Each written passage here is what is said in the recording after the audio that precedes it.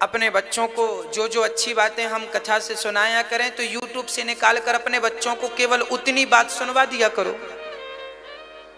जो बात बहुत अच्छी लगे आपको, जिससे आपको ये लगे कि इससे बच्चों को परिवर्तन हो सकता है, ये बात अच्छी है, सुनवा दिया करिए। इसलिए ये YouTube का भी आप सहारा ले सकते हैं। चलिए, भगवान श्री राम ने सेतु का निर्माण किया और सारी सेना राम जी की पार हुई। जिस नाम के बल पर पत्थर नहीं डूबे, उस नाम के बल पर हम और आप क्या डूब जाएंगे। इसलिए भगवान के नाम का बहुत विश्वास रखा करो। मंत्र जाप मम दृढ़ विश्वास। राम जी आगे चले। राम जी ने देखा कि रावण एक पर्वत पर, उसका एक विशेष स्थान था, वहां नाच गाना सुन रहा था। तो राम जी जहां रुके थे समुद्र पार तंबू लगाकर, वहां पर कुछ चमक रहा था। तो राम जी ने विभीषण से पूछा, क्यों भाई विभीषण जी, ये क्या चमक आ रही है। तब विभीषण जी ने कहा, प्रभु माता मंदोदरी के कानों के बालों की चमक है ये। अब सोचो, माता मंदोदरी ऐसे बाले पहना करती थी जिसकी चमक पूरी लंका में जाया करती थी। हाँ, तब क्या हुआ, राम जी एक बाण मारते तो कुंडल गिर गए, रावण का मुकुट गिर गया। रावण घबराया, कौन है, खबर लगी राम जी आ गए। अब तो राम जी पार हो गए और रावण देखो फिर भी निश्चिंत है। कुछ भी कहो आप, पर मानना पड़ेगा कि रावण बहुत बड़ा भक्त था। भक्त ना होता तो राम जी जिनके दर्शन करने को लोग तरसते हैं, वो उनसे लड़ने को खड़ा है। भक्तों को जब हजारों साल तपस्या करते हैं तब दर्शन का मौका मिलता है। उसने कितना पुण्य किया होगा जिसने राम से लड़ने का सौभाग्य पाया, है ना, कितना पुण्य हुआ हो। रावण अब यहां राम जी के पांव हनुमान जी दबा रहे हैं, लक्ष्मण जी दबा रहे हैं। राम जी ने कहा, भाई ये चांद को देखना जरा, ये चांद में काला सा धब्बा क्या है। तो सबने अपने अपने ढंग से उत्तर दिया। चांद में काला, आपने भी बचपन में चांद को देखा, अभी भी देखा, पर बचपन में काफी ख्याल आता था ये चांद कहाँ। हमारे गांव में एक बूढ़ी माँ रहा करती थी, हम बच्चे थे तो उनके पास जाया करते थे। अम्मा से पूछा, मैया ये चांद, छोटे थे हम और हमारे संग और भी बच्चे थे, तो हमने पूछा, मैया ये चांद, ये ऊपर क्या है ये। तो वो कथा सुनाती थी, बेटा ये चांद बादल पहले बिल्कुल नीचे रहा करते थे। तो एक मैया झाड़ू लगा रही थी, तो झाड़ू लगाकर खड़ी हो तो उसके सिर पे चांद लग जाए। तो उसको गुस्सा आया और उसने एक झाड़ू मारी चांद पर, तो बादल पूरा ऊपर भी चला गया और झाड़ू का निशान, वो दाग चांद का वही दाग है, ऐसा कह के बहला दिया करती थी। राम जी ने भी पूछा, सुग्रीव से कहो भैया ये क्या है। तो सुग्रीव ने अपने ढंग से उत्तर दिया, नाथ जैसे मेरे भाई की छाया मेरी पत्नी पर पड़ गई थी, जैसे मेरे भाई की छाया मेरे राज्य पर पड़ गई थी, उसी प्रकार पृथ्वी की छाया पड़ रही है इस पर। चलिए, हनुमान जी का उत्तर बड़ा। हनुमान जी से पूछा, ये चांद में दाग क्या है। तब हनुमान जी ने कहा, प्रभु ये चांद में जो दाग है वो दाग नहीं है, जरा ध्यान से देखो तो उसकी कालीमा सांवली है। चांद में जो है ना वो सांवला रंग है, तो कहा हनुमान जी ने कि प्रभु चांद के दिल में आप बैठे हैं, वो दाग नहीं, आप हैं, आप सांवले हैं ना। चांद आपका चिंतन करता है तो आप बस गए हैं उसके दिल में। तो वो छवि देखिए, हनुमान जी से सीखो। हनुमान जी चांद में भी राम का दर्शन करते हैं। कहने का अर्थ ये है कि भगवान का प्रेम से इतना भजन करो कि जहां देखो वहां बस राम ही नजर आए, वहां भगवान ही न, हम जिसे देखना चाहते हैं वो नजर आए, वो नजर आना चाहिए। बस यही है भक्ति, यही है भक्तों के लक्षण। हम बिहारी जी को देखना चाहते हैं तो आपकी आंखों में काली पुतली है, वो बिहारी जी, हाँ वो बिहारी जी का स्वरूप है। अरे काला कोई भी रंग देखो, उस काले रंग में किसका दर्शन कर लो, क्योंकि बिहारी जी, जगन्नाथ जी, द्वारिकाधीश जी, एक श्रीनाथ जी का सब काले हैं। जिसे देखो उसके स्वरूप पर आंखों की पुतली काली, सिर पे बाल काले। अरे जहां दर्शन करो बस वही बिहारी जी हो, बस बिहारी जी। अब राम जी ने कहा एक मौका और रावण को देना चाहिए सुधरने का। तो हनुमान जी तो गए हैं, अब कौन जाए समझाने? अंगद जी गए, अंगद जी गए। अंगद जी बड़े चतुर हैं। अंगद जी गए, रावण के यहां गए, अपना गदा बाहर कर दिया। हनुमान जी गए। रावण ऊपर बैठा है, सेना सजी है और अंगद जी खड़े हैं, बात कर रहे हैं। रावण बोला बंदर कौन है? अंगद को लगा बैठने, इसको अतिथि सत्कार करना नहीं आता। अच्छा रावण जो था ना विद्वान भले था, पर वो कोई विद्वान तो था, विद्या तो थी, पर विद्या का कोई प्रयोग नहीं था जीवन में, है ना। वर्तमान में कोई प्रयोग करना वो नहीं जानता था, अतिथि सम्मान नहीं करता था। तब अंगद जी पूंछ की लंबी सी आसन बनाए और अंगद जी अपनी पूंछ की सिंहासन पर रावण से ऊपर बैठे। रावण यूं देखता। रावण कहा बंदर कौन है? हनुमान अंगद जी बोले जानता नहीं है, हम राम जी की दास हैं, सेवक हैं। अच्छा तेरे बाप का नाम क्या है? भूल गए? जिसकी कांख में 6 महीने दबे रहे उसी के बेटे हैं हम। अच्छा रावण फिर लज्जित हुआ, हे भगवान जो आता मुझे कांख के नीचे दबाता है। अंगद बोले अब रावण ना बड़ी राजनीति खेला, रावण अपने पक्ष में करना चाहता था। अंगद को सुनो, ये तो राम वही राम है ना जिसने तुम्हारे बाप को मार दिया। कैसा बेटा है जिसने बाप को मारा, उसी का हाथ पकड़ा, मेरी सेना में आ, मैं तुझे राजा बनाऊंगा। अंगद जी बोले थोड़ा ठहरो ठहरो ठहरो, अभी तुम्हारा राज्य खाली होगा ना तो हमारे राम जी किसी किसी को तुम्हारी सिंहासन पर बिठाएंगे, थोड़े दिन की मेहमान हो। अब रावण बोला बंदर बहुत बातें करता है, ये बता तेरे राम में बल कितना है? अंगद जी बोले हमारे राम का बल तो छोड़ दो, हमारे राम का एक दास आया था कुछ दिन पहले, याद है कि भूल गए? पूरी लंका में सबकी नाक दम करके रखा था, एक ने तहलका मचा दिया और सारे आ जाएंगे तो क्या करोगे पता है? रावण घबराया।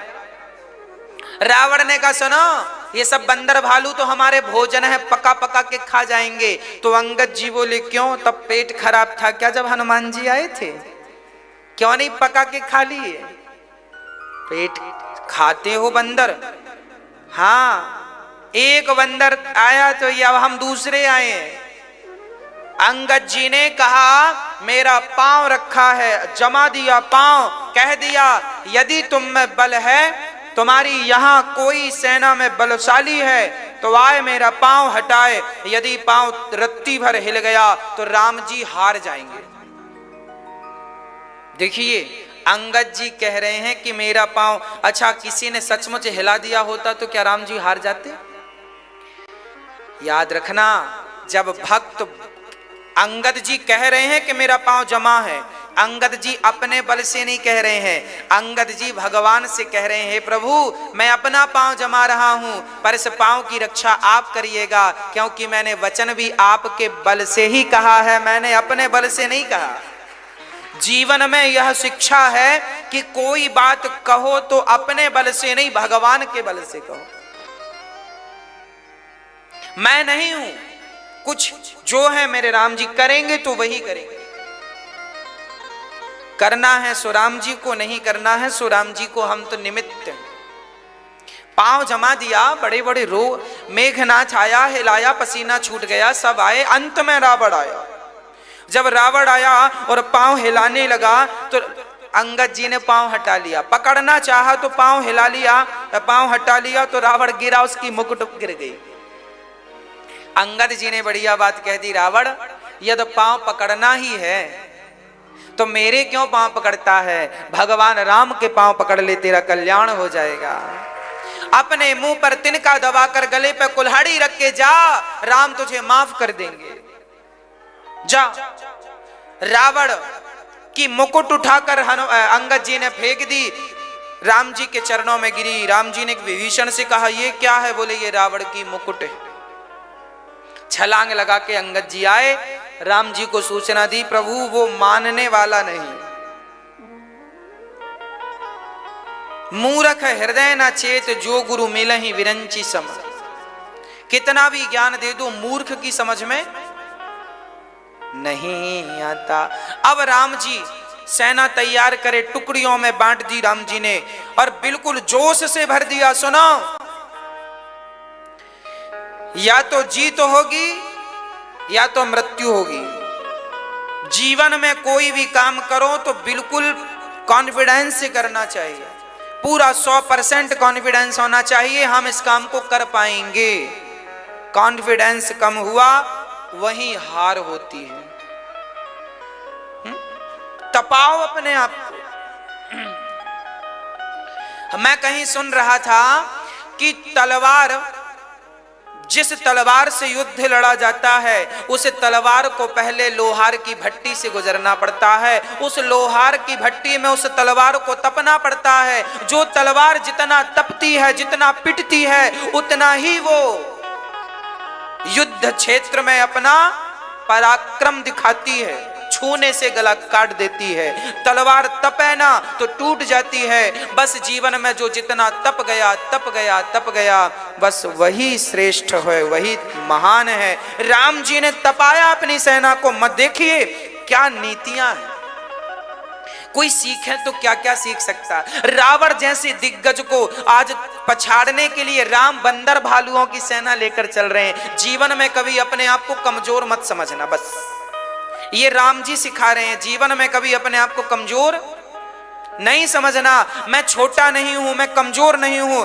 मैं बहुत कुछ कर सकता हूं। अरे मैं चंद्रमा और सूर्य और मंगल तक जाने की ताकत रखता हूं। मंगल और चांद तक तो लोग चले गए, सूर्य तक भी कोई जाना चाहे तो अपने बल से हनुमान जी चले गए थे। Nothing is impossible, everything is possible. असंभव क्या है? बस आप लगे रहिए, कार्य करते रहिए, कर्म करते रहिए। अब राम जी की सेना चली, चारों पूर्व पश्चिम उत्तर दक्षिण द्वार को घेरने की प्लानिंग हुई। अब राम जी ने बड़े प्रेम से, अच्छा अन्य रामायणों में वर्णन मिलता है कि सबसे पहले रावण युद्ध करने आया और राम जी ने उसे पराजित करके और उसे विदा कर दिया। उसके बाद रावण ने सबको बुलाया, अपने मित्रों को, दोस्तों को, दूर दूर के सबको, राजाओं को बुलाया, मेरे पक्ष से युद्ध करो। और बड़ा घमासान युद्ध हुआ। राम जी की सेना ने दक्षिण द्वार तोड़ करके सेना में अंदर प्रवेश किया और रावण की सेना से युद्ध हुआ। और जो बड़े प्रेम से युद्ध हुआ, चारों तरफ रावण की सेना की लाशें बिछने लगी। रावण घबराया और अपने दिग्गज वीरों को एक के बाद एक को भेजता गया और सबको लक्ष्मण जी, राम जी धूल चटाते गए, मारते गए, मारते गए, मारते गए। जब सारे मारने लग गए, सब सेना मरने लगी, तब मेघनाथ को लगा पिताश्री आज्ञा दीजिए। पिताश्री से आज्ञा लेकर मेघनाथ जी चले। और मेघनाथ की देखो, मेघनाथ छोटे थे तो लक्ष्मण जी भी छोटे थे, तो बराबर से बराबर वालों का युद्ध शोभा देता। राम जी को लगा हम क्या, चल पड़े मेघनाथ जी से युद्ध करने। लक्ष्मण जी युद्ध करने चले। लक्ष्मण जी युद्ध कर रहे थे, पर मेघनाथ बड़ा मायावी था और लक्ष्मण जी सब जानते थे, पर वो माया का आश्रय लेना नहीं चाहते थे। रावण ने, मेघनाथ ने बड़ी चतुराई से वो अदृश्य होकर के और उसने शक्ति चला दी। पहले शक्ति के पहले वर्णन मिलता है कि राम लक्ष्मण दोनों खड़े थे, लक्ष्मण जी बाण चला रहे थे, तो उसने भगवान को, राम को, भगवान श्री बलराम, श्री लक्ष्मण भैया को नांग पास में बांध दिया। नांग पास में बांधा तो भगवान मूर्छित हो गए। मेघनाथ बड़ा प्रसन्न होके चला, ऐसा बाण मारा है अब बचने वाला नहीं। खूब फूल उल बरसे मेघनाथ के ऊपर, जय जयकार मेघनाथ की जय, मेघनाथ की जय। और यहाँ राम लक्ष्मण बंधे पड़े हैं, सारी सेना अचेत सी होगी, क्या करें क्या करें। तब हनुमान जी गरुण जी को लेके आए। गरुण जी आए और गरुण जी को बड़ा अहंकार आ गया था, हम ना होते तो राम जी जिंदा ना होते। इनके अहंकार को फिर नष्ट किया गया। कई बार हमें लगता है कि हम कर रहे हैं, कई बार क्या 101 बार ये विचार आ जाता है कि हम कर रहे हैं, हम कर रहे हैं। हम कई बार ये भूल जाते हैं कि ये काम भगवान, कई बार अहंकार आ जाता है। भगवान से कहो नाथ अहंकार ना आए, नहीं तो सर्वनाश होने में टाइम नहीं लगेगा। हे नाथ अहंकार आने मत देना, हे नाथ अहंकार आने मत देना।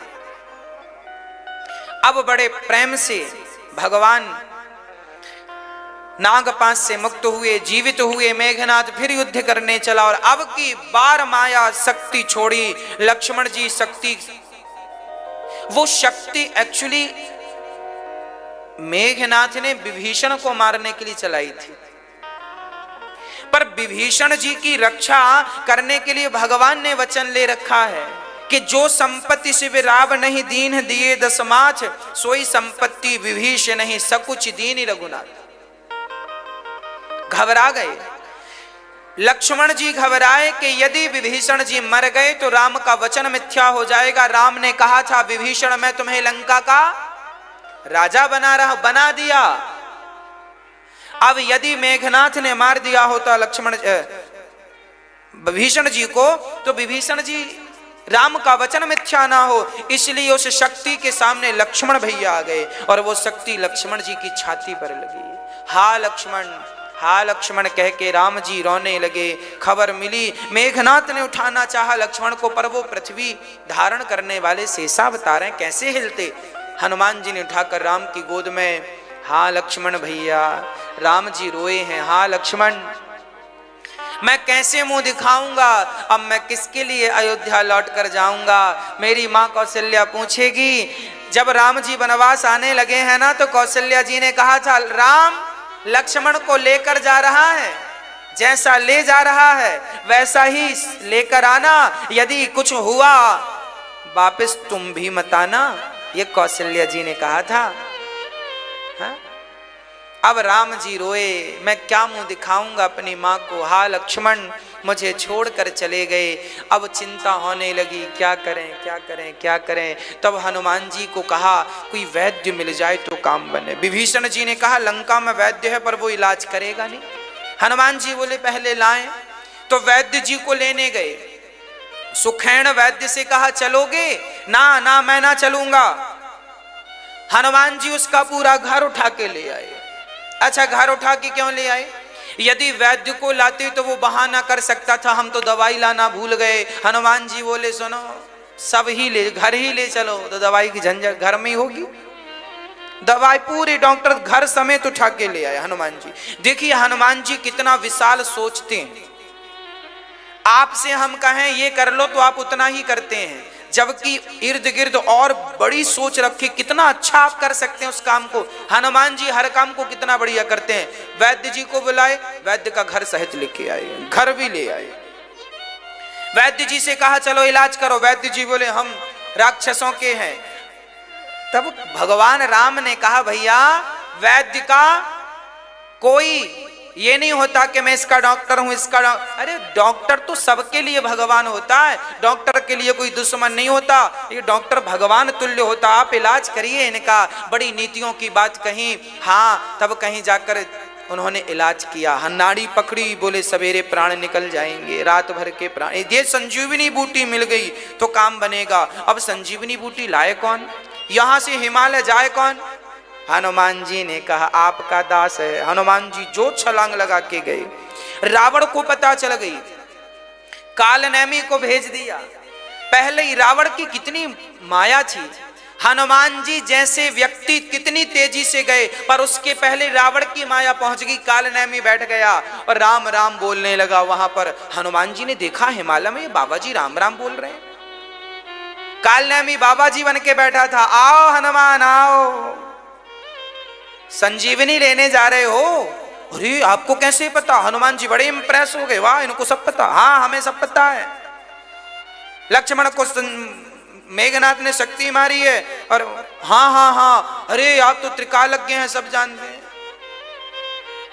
ऐसे ही होता।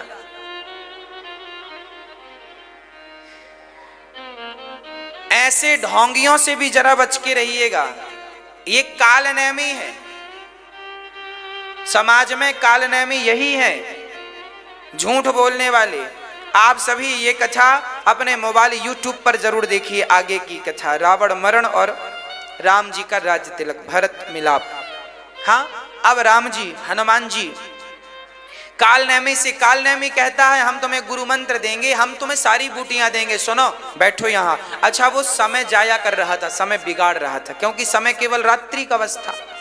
चलो बड़े प्रेम से हनुमान जी गुरु मंत्र, गुरु जी गुरु मंत्र दो। हाँ हाँ पहले नहाओ। हनुमान जी नहाने चले गए। जब नहाने गए तो वहां एक मगरी ने पांव पकड़ लिया, मादा। हनुमान जी ने उसका मुंह फाड़ा, एक कन्या बनी। बोले महाराज ये कपटी है, मुझे श्राप से मगर बनना पड़ा था, पर आपके हाथों मेरी मुक्ति लिखी थी और आपने मुक्त किया। अब हनुमान जी बोले कालनेमी है। कालनेमी बोला नहा के आ गए? हाँ हाँ स्नान कर लिया। तो चलो बैठो गुरु मंत्र लो। हनुमान जी बोले पहले गुरु दक्षिणा तो ले लो। अरे पहले गुरु मंत्र लोगे तब तो दक्षिणा दोगे ना? ना हम उल्टा करते, पहले दक्षिणा देंगे। हनुमान जी ने निकाली दाढ़ी वाड़ी सब और उठा के पटक दिया कालनेमी को। कालनेमी का गोविंदाय नमो नमः। अब हनुमान जी आगे गए। अब संजीवनी बूटी देखें, सारे गुरुजी ने पहचान बताई, वो चमकती होगी, उनके पत्तों से ये पहचान है। अब हनुमान जी ने देखा कि ये भी चमक रही है, ये भी, कहीं मैंने ये तोड़कर दिया और कहीं कह दिए कि ये नहीं है। तब फिर हनुमान जी ने यहां फिर वही वैद्य जी वाला दिमाग लगाया। पूरा पहाड़ नीचे से निकाला और सारी संजीवनियां वहां पहाड़ पर्वत राज से आज्ञा ली कि राम की सेवा में बूटियां जा रही हैं, ठीक ठीक से रहें ये। हाँ अच्छा, वो पहाड़ हनुमान जी ने वापस लाके भी रखा था, याद रखिएगा, वो लंका में नहीं रहा। वो हनुमान जी जब गए, चलो पर्वत लेकर चले तो अयोध्या से राम जी गुजरे, हनुमान जी गुजरे।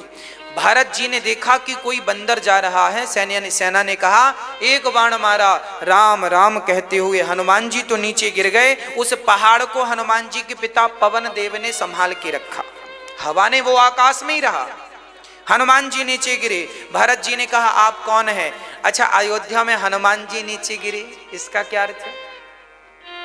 मानो भाव यह है कि हे हनुमान जी, आप कहीं से भी ऊपर ऊपर से गुजरे तो चले, पर अयोध्या में तो नीचे आए।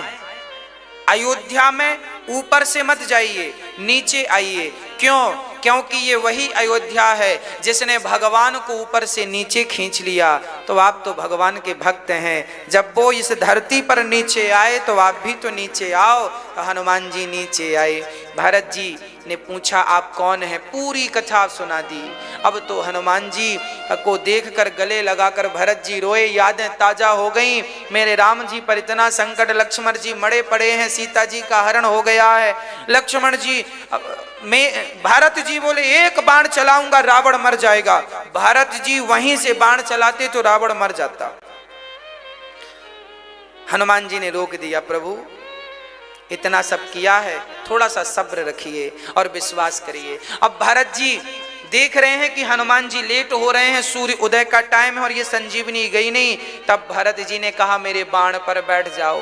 भरत जी को देखकर हनुमान जी को लगा ये दुबले पतले, ये मुझे अपने बाण पर बिठाएंगे। अच्छा, हनुमान जी को भी ना थोड़ा सा आ गया था अहंकार कि देखो मैंने पहाड़ उठा लिया, ये हूं वो हूं। और भरत जी को हनुमान जी बड़े हल्के में ले रहे थे, क्योंकि हनुमान जी की भरत जी से कोई भेंट नहीं हुई थी ना, हल्के में ले रहे थे। और भरत जी तो प्रबल भक्त हैं, भक्त श्रोमणी श्री भरत जी अपने बाण पर बिठाया।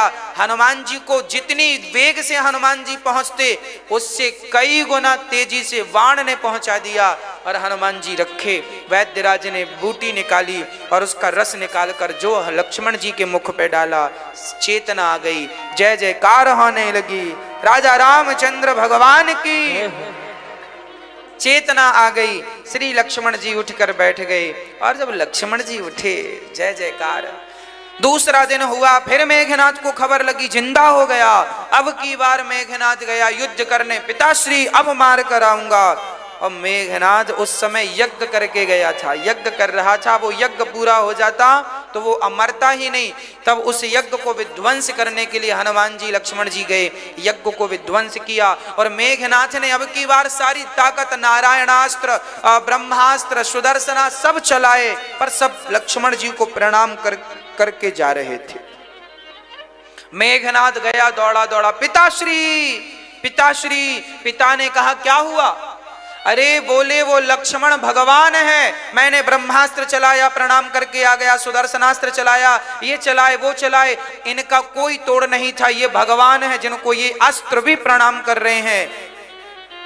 अच्छा, मेघनाथ देखो समझ गया और वही रावण को समझाना चाहे, पर रावण बोला अच्छा तुम्हें अब मौत से भय लगने लगा है, जो चूड़ियां पहन के घर बैठो तुम्हारा बाप जाएगा। मेघनाथ को बड़ा बुरा लगा, पिताश्री आपके चरणों की सौगंध खाकर कहता हूं मुझे मृत्यु से भय नहीं लगता, पर मैं ये जरूर कहना चाहूंगा कि जिस नारी को आपने हरण किया है वो साधारण नारी नहीं, परमात्मा परब्रह्म राम बनकर आए हैं जिनकी नारी का आपने हरण किया है। मैं जा रहा हूं प्रणाम करके। लक्ष्मण मेघनाथ चला गया। सच्चा पिता भक्त मेघनाथ जी थे, पिता भक्त थे मेघनाथ जी, पितृ भक्त, पिता की आज्ञा। अच्छा, रावण भी सब जानता था, पर रावण को लगा मेघनाथ यदि कह रहा है भगवान, मैंने मान लिया और मैं शरण में चला गया तो हम बच जाएंगे, पर बचने से फायदा क्या, राम के हाथों मरेंगे तो गति होगी, बचने से ये मेघनाथ मर जाएगा लक्ष्मण के हाथ से तो सदगति हो जाएगी। रावण जानता था, रावण भी सच्चा बाप था, वो अपने बच्चों की अधोगति नहीं चाहता था। वो नहीं चाहता था कि मेरे बच्चे नरक जाएं, राम के हाथों मरेंगे तो सबके सब स्वर्ग जाएंगे। जबरदस्ती पत्थर रख के कलेजे में मेघनाथ को भेज दिया। चला इंद्रजित, चला, और जब चला